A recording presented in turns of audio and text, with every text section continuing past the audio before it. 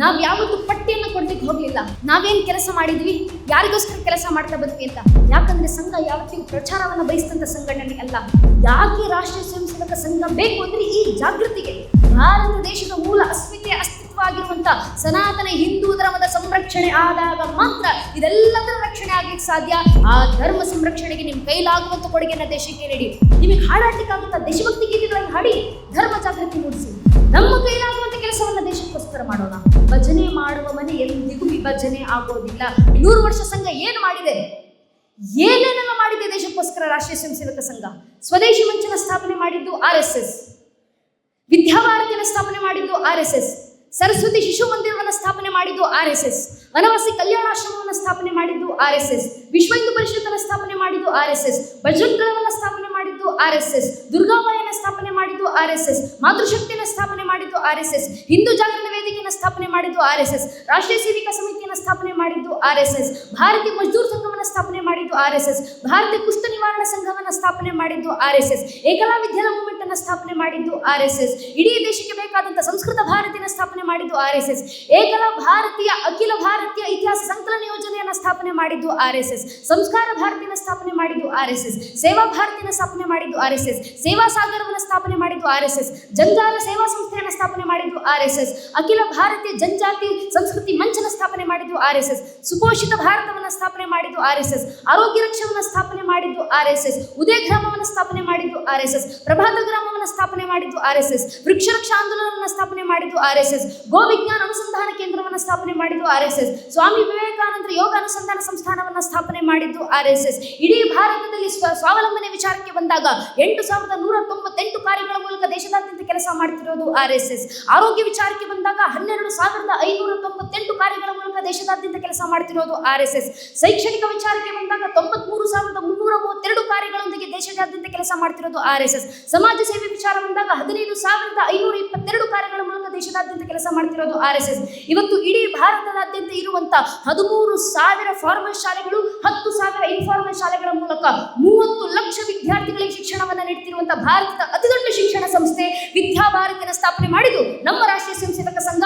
100 ವರ್ಷಗಳ ಕಾಲ ನಾವು ಮಾಡ್ತಾ ಬಂದಿರುವಂತಹ ಕಾರ್ಯ ಇದನ್ನು ಮೀರಿದೆ. ನಾವ್ ಯಾವತ್ತು ಪಟ್ಟಿಯನ್ನು ಕೊಡ್ಲಿಕ್ಕೆ ಹೋಗ್ಲಿಲ್ಲ. ನಾವೇನ್ ಕೆಲಸ ಮಾಡಿದ್ವಿ, ಯಾರಿಗೋಸ್ಕರ ಕೆಲಸ ಮಾಡ್ತಾ ಬಂದ್ವಿ ಅಂತ.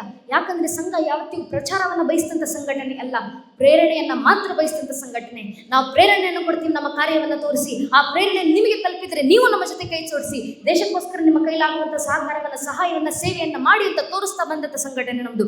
ಈಗ ಹೇಳಿದ್ದು ಕೂಡ ಪ್ರೇರಣೆಯ ಕಾರ್ಯಕ್ಕೋಸ್ಕರ ಮಾತ್ರ.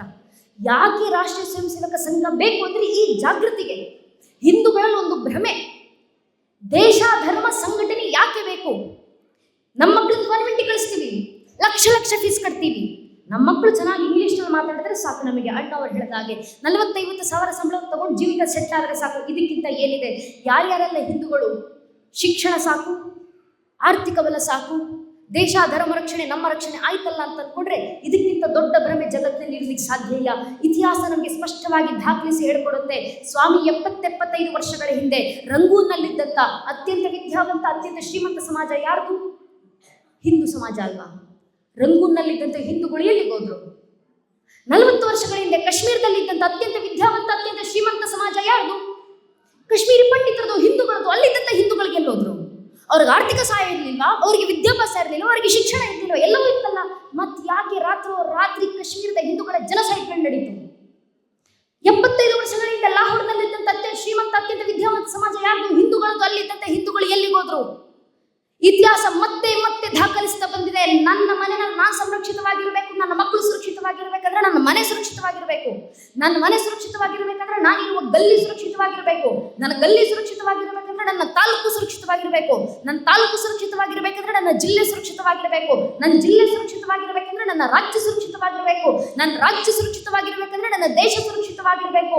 ನನ್ನ ಭಾರತ ದೇಶ ಸುರಕ್ಷಿತವಾಗಿರ್ಬೇಕಂದ್ರೆ ಭಾರತ ದೇಶದ ಮೂಲ ಅಸ್ತಿತ್ವ ಆಗಿರುವಂತ ಸನಾತನ ಹಿಂದೂ ಧರ್ಮದ ಸಂರಕ್ಷಣೆ ಆದಾಗ ಮಾತ್ರ ಇದೆಲ್ಲದರ ರಕ್ಷಣೆ ಆಗ್ಲಿಕ್ಕೆ ಸಾಧ್ಯ. ಇದನ್ನೇ ಅಖಂಡ ಮಂಡಲಾಕಾರ ಅಂತ ಸಂಘ ನಮಗೆ ಆದರ್ಶವನ್ನು ಕೊಡ್ತು. ಅಖಂಡ ಮಂಡಳದಲ್ಲಿ ನಾವು ಒಬ್ಬರು. ನಮ್ಮ ಸಂರಕ್ಷಣೆ ಆಗಬೇಕಂದ್ರೆ ಈ ಅಖಂಡ ಮಂಡಳದ ಸಂರಕ್ಷಣೆ ಆದಾಗ ಮಾತ್ರ ಅದು ಸಾಧ್ಯ. ಆದ್ರಿಂದ ಧರ್ಮ ಸಂರಕ್ಷಣೆ ನಮ್ಮೆಲ್ಲರ ಹೊಣೆ. ಆ ಧರ್ಮ ಸಂರಕ್ಷಣೆಗೆ ನಿಮ್ಮ ಕೈಲಾಗುವಂತ ಕೊಡುಗೆನ ದೇಶಕ್ಕೆ ನೀಡಿ. ನಿಮಗೆ ಮಾತಾಡ್ಲಿಕ್ಕಾಗುತ್ತಾ? ಮಾತಾಡಿ ಸ್ವಾಮಿ.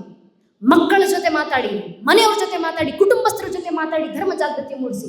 ನಿಮಗೆ ಹಾಡಾಡ್ಲಿಕ್ಕಾಗುತ್ತಾ? ದೇಶಭಕ್ತಿ ಗೀತೆಗಳನ್ನು ಹಾಡಿ ಧರ್ಮ ಜಾಗೃತಿ ಮೂಡಿಸಿ.